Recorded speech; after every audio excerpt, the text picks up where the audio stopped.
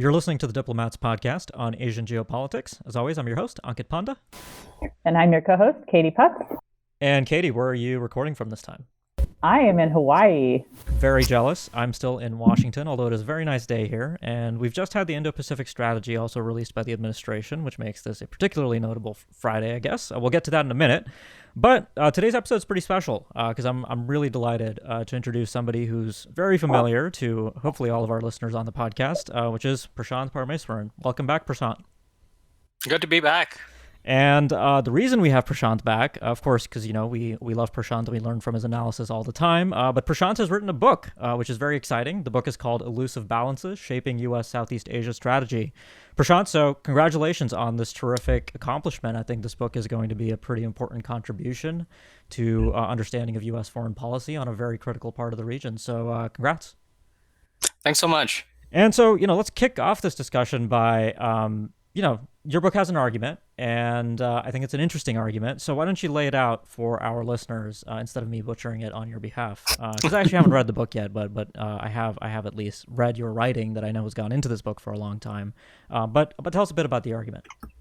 Yeah, so essentially the basis of the argument is I started sort of thinking about this question actually over a decade ago when I was speaking to U.S. policymakers and then also Southeast Asian policymakers. And whenever I spoke about U.S. commitment to Southeast Asia, there essentially was one recurring theme, which was when you look at U.S. commitment towards Southeast Asia over the decades, there's this pattern of ebbs, flows, and imbalances over time. And so every time there's a success in a particular administration, Southeast Asian countries are asking, well, how long is this going to last? Is this an administration-specific thing, or is it going to endure?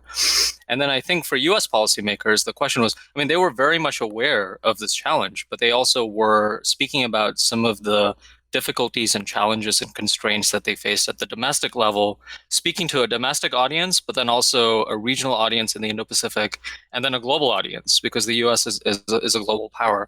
So then the question to my mind was, well, is this really happening, right? And then if it's happening, how do we actually address it and how do we mitigate it? And so the book essentially argues that this is not a case of either Southeast Asians just being perennially tough graders or U.S. policymakers just not getting it in spite of the fact that they talk to Southeast Asians all the time and they're telling them the same messages. Rather, it's the product of really specific structural issues in U.S. policy. And that has to do with the intersection of power, threat perceptions, and resource mobilization in a U.S. Domestic context.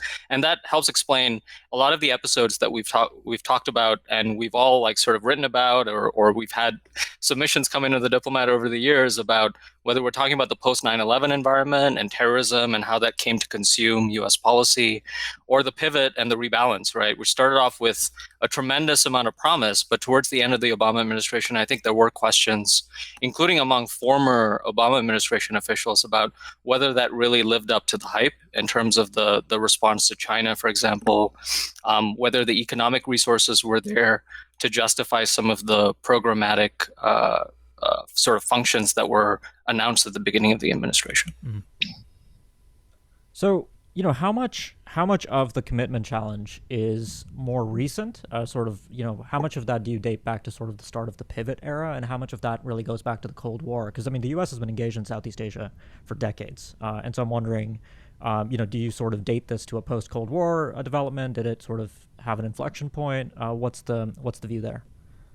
Yeah, that's an excellent question, because the book actually takes off right after the U.S. Withdrawal from Vietnam, and how U.S. policymakers were trying to at once basically retrench from Southeast Asia relative to the sort of heightened U.S. commitment period during the Vietnam War, but also convincing Southeast Asian elites that they actually weren't doing that. And from the archival evidence that we have and that I analyze in the book, it really is pretty clear in private conversations. U.S. officials are saying, including Richard Nixon is saying, well, we know that we can't actually fulfill these commitments, but the Chinese need to believe that we're fulfilling these commitments. The Soviets need to believe them. So we need to make it appear like we're doing that, right?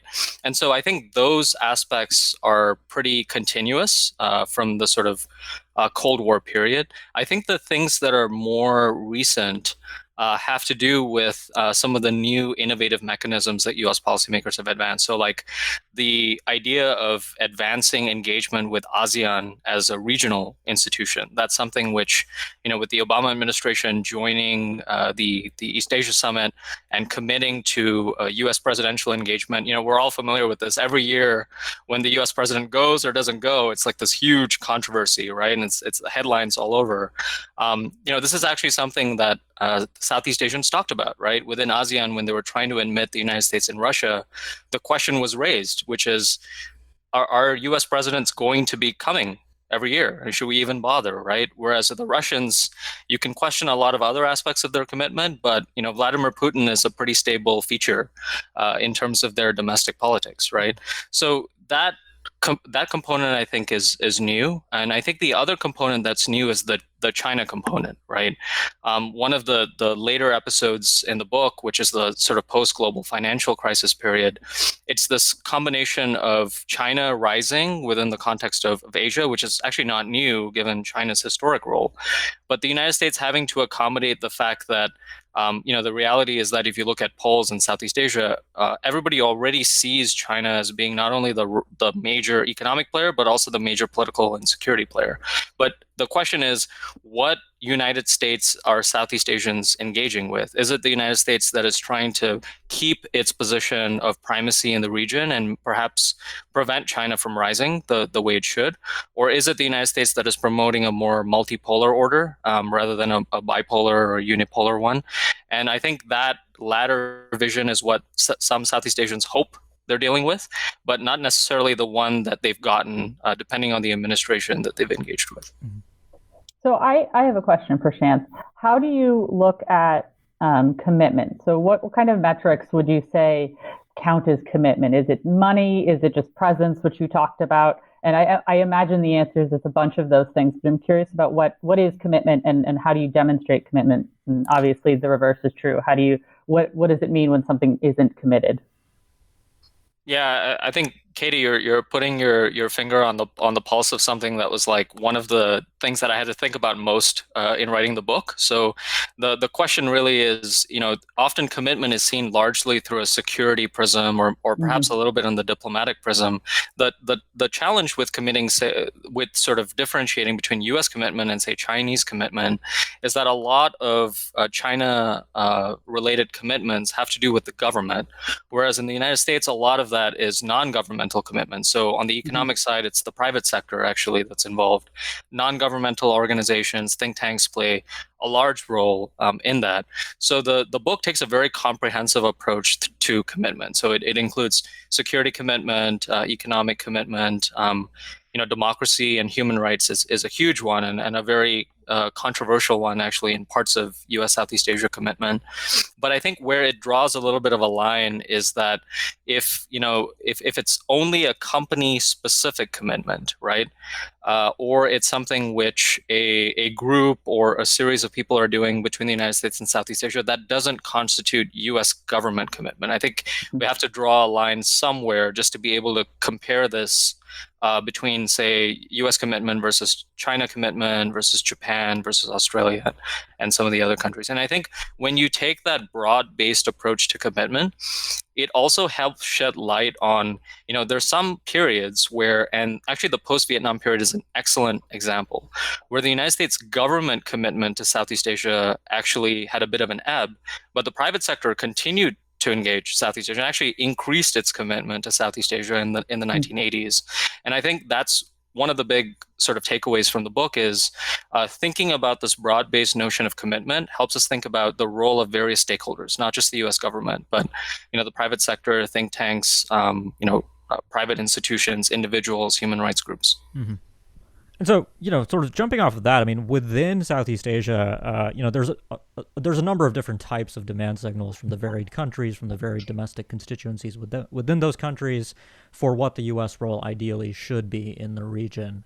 And so, maybe this is an unfair question because it might be hard to generalize over time, but do you see any broader trends there? I mean, over time, I mean, I'm particularly thinking about the last 10 years or so when some of these debates from the early Obama period of the pivot to the Trump period of sort of great power competition with China, introduction of the Indo-Pacific concept, and so forth.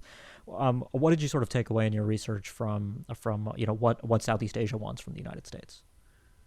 Yeah, I think that's another thing that becomes evident when you talk about the last 10 or 20 years of US policy. I think under the Obama administration, there was a sense that, as one Southeast Asian policymaker expressed to me very, very bluntly, have we seen peak US ASEAN commitment, essentially? Like, is this as good as it gets, right? Yeah.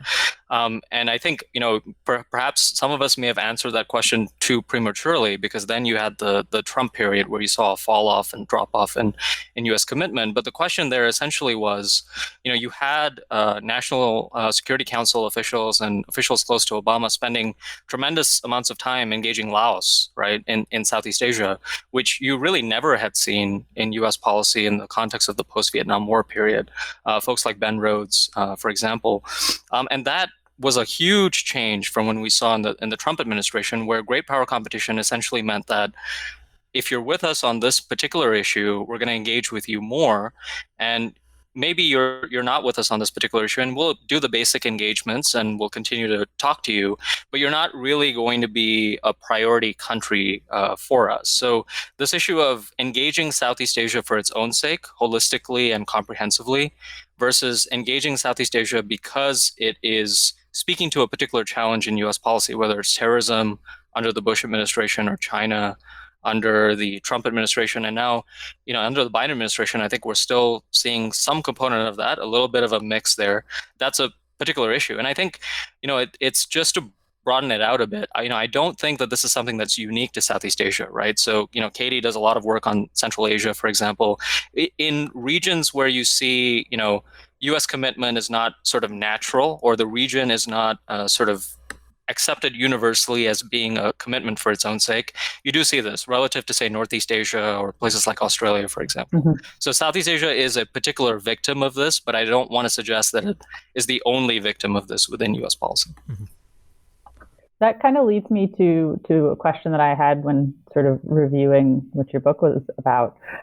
What's the role of domestic U.S. politics in kind of directing the commitment to Southeast Asia in particular, but as you said, I think this can be applied to other regions, where you put it very well, there's not a natural or an obvious sell to the domestic public. Why should Southeast Asia matter? I imagine you get asked that question a lot. I get asked it about Central Asia all the time. So, what's the role of domestic politics and that kind of angle in directing foreign policy in this area? Yeah, so that's like a huge focus of the book. So, Katie, I'm glad you flagged that. So, I think there's a lot of sense when I talk to Southeast Asia policymakers. They sort of mention that we understand the sort of intricacies of U.S. domestic politics, but often our publics don't.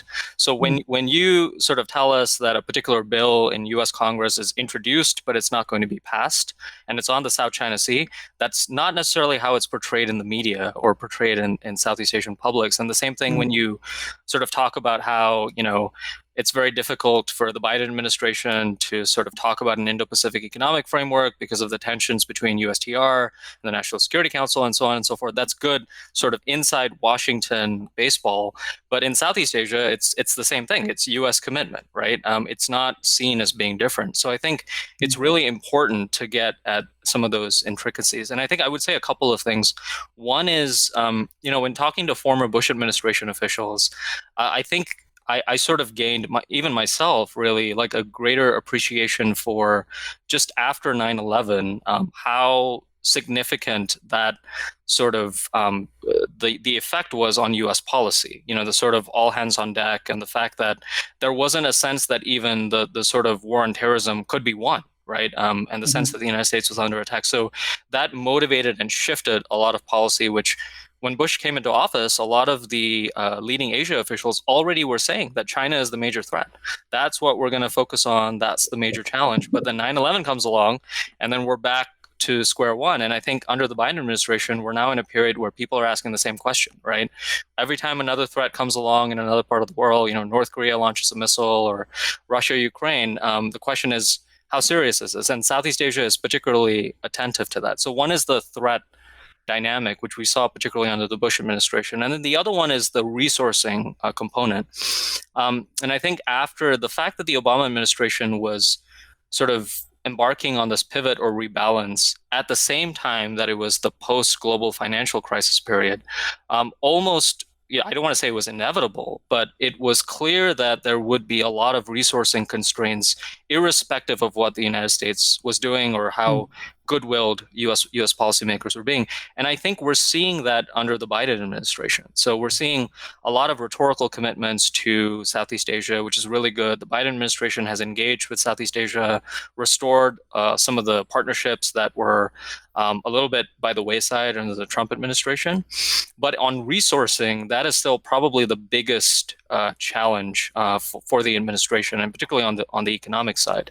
And that is something which, you can sort of say, well, we need approval from Congress, we need to appropriate these funds, but Southeast Asians, the publics may not be as attentive to these Washington sort of inside baseball dynamics, but then also, Southeast Asians can count just like anybody else, right? So if you take a few funding streams and you say we have a new initiative, but it's actually existing stuff that's happened 10 years ago, appropriated by USAID, that's not going to cut it, right? Particularly when China is saying, this is what we're doing in terms of new funding.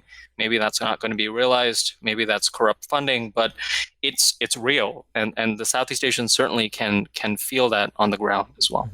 Well, so, I want to get to the Biden administration and your thoughts on the Indo-Pacific strategy, which I think Katie and I will come back to talk about in more detail on a future episode. But before we get there, Prashant, I think something that's been interesting, at least to me, that I don't really have a fully thought out view on this, and I'm curious if you do, which is that, you have sort of like, we talk a lot about the U.S. and China and Southeast Asia, but it occurs to me that, you mentioned Russia, India, Taiwan, South Korea, Japan, all of these other countries, increasingly Australia, engage with Southeast Asia for their own reasons, right? I mean, France selling Indonesia a batch of Rafale fighters just this last week being a good example of sort of that kind of cooperation. So what effect do you think that's having in the region on how these countries view the U.S.? Because it strikes me that maybe compared to 20 years ago, Southeast Asia has more options than ever. There's so much interest around the region in engaging with Southeast Asia for the economic benefits, the huge markets.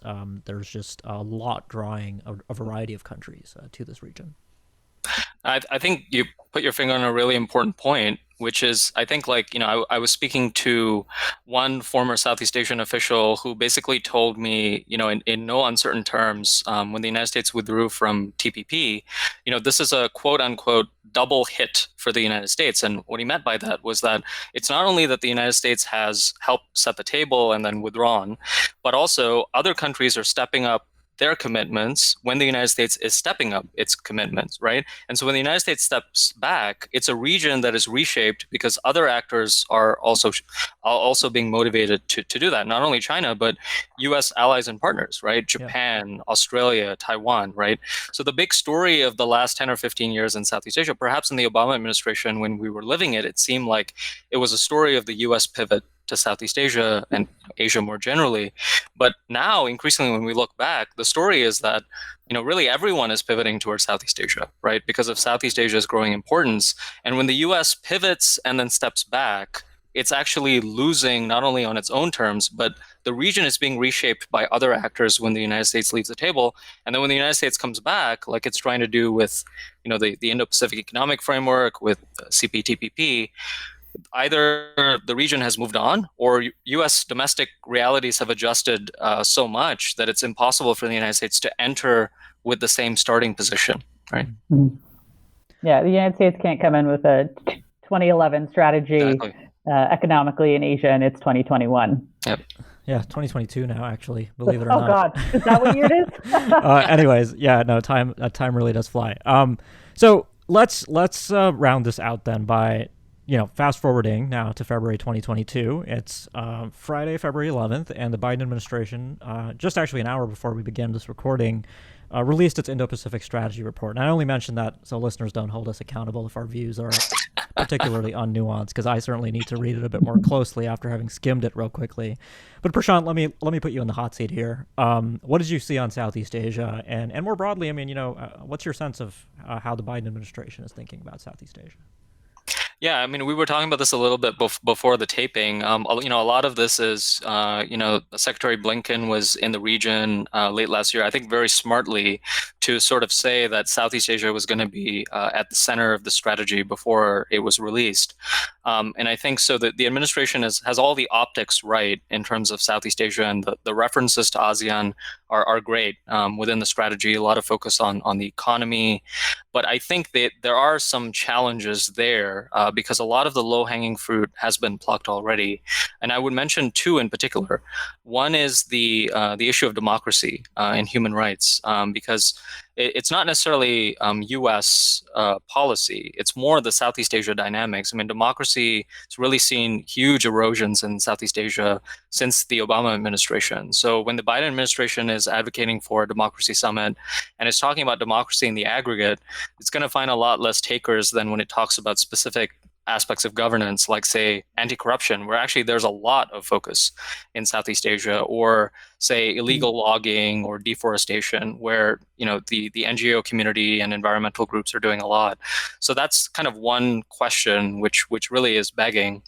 And then I think the other question is this issue of the Indo-Pacific Economic Framework. I think we've kind of talked about this briefly already, but from a Southeast Asian perspective, all of these Southeast Asian countries are domestically consumed themselves with COVID-19, with economic difficulties, just like the United States is. But I'm not sure if they are sold on the fact that the Biden administration has come up with a sustainable and credible strategy that says we're going to rebuild at home, but we're also going to synergistically engage with the Asia Pacific, including Southeast Asia. That means that the Biden administration is going to have to engage Southeast Asia on very specific sectors, right? Digital, climate change, and so on and so forth, because the region is being reshaped. It's an extremely young and dynamic region. That is the way actually to talk about a positive story in Southeast Asia and win the long game, rather than the short game, which is every time China makes a move, the United States makes an announcement and is trying to counter something that Beijing does. I think the United States is actually really well positioned for the long game. It just needs to make sure that in the short term, it doesn't overreact to particular threats, and that it's being attentive to not just speaking to the domestic audience, but also speaking to the regional audiences in Southeast Asia. And I think the good news there is that there are tremendously capable U.S. diplomats on the ground in these Southeast Asian capitals. They just need to be listened to, and hopefully the Biden administration is going to be continuing to take on the feedback from the ground for Southeast Asian countries, and then also their own people who are based in the region. Well, also, Prashant, you've now written this book that's really been the accumulation of more than a decade's work by you in this area. What's next for you in terms of your interests, and what are you looking at in terms of Southeast Asia these days?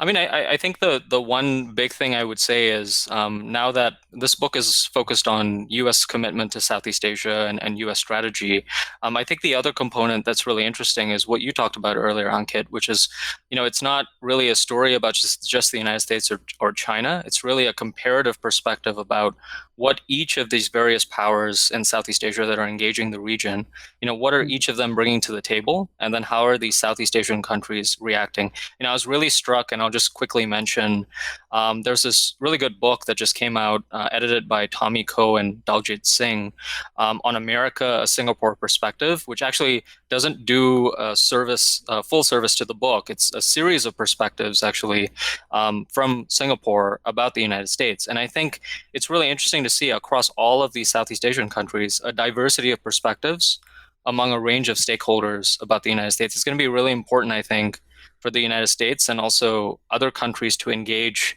a very young, vibrant Southeast Asian community. And I suspect they're going to have very nuanced views as they interact more just with the United States, but also across the world and globally as well. So I guess the final thing is, how do our listeners get their hands on your book? So it's available on Amazon, but I should also plug the fact that I wrote, as you mentioned earlier at the outset, Ankit, a piece for the Diplomat as well. So I'm going to continue to try to, as U.S. Southeast Asia relations develop the argument from the book, because I do think it's a very dynamic conversation, as we just saw with the release of the strategy right before we taped the episode. So I'm sure the conversation a year, 2 years, 3 years from now, if anything the major sort of conclusion of the book is that we need to really pay attention to these structural factors, because the narratives of each individual administration can look very different in 4 to 8 to 12 years. And with the midterms coming up later this year, and then the next US election, Southeast Asians are asking the same questions we're asking here, which is really how sustainable, and if there's change to US policy, what is that going to look like? Mm-hmm. Well, Katie, any parting thoughts from you? Just to say thank you for joining us. This is such a pleasure, and we'll have to have you back after we've had a chance to read the strategy and see what happens. But I'm sure there will be much more to talk about in Southeast Asia as the years go on. Yeah, no, this was a fun reunion podcast, Prashant, and yeah, I'll echo Katie on that. It'd be great to have you back on the show. So you heard it from the author himself, Elusive Balances: Shaping U.S. Southeast Asia Strategy by Prashant Parmeswaran. So go out, get your hands on the book. So thanks a lot for joining me, Prashant. Thank you both. Yeah, and Katie, enjoy the rest of your time in Hawaii. Very jealous. I will. All right. If you like what you heard on the podcast, make sure you leave us a review. You can do that on Apple Podcasts, Google Podcasts, Spotify, anywhere you get your shows. Tune in. And if you haven't yet subscribed, make sure you do so you can keep up with future episodes. Thanks a lot for listening, and we'll be back next week with more.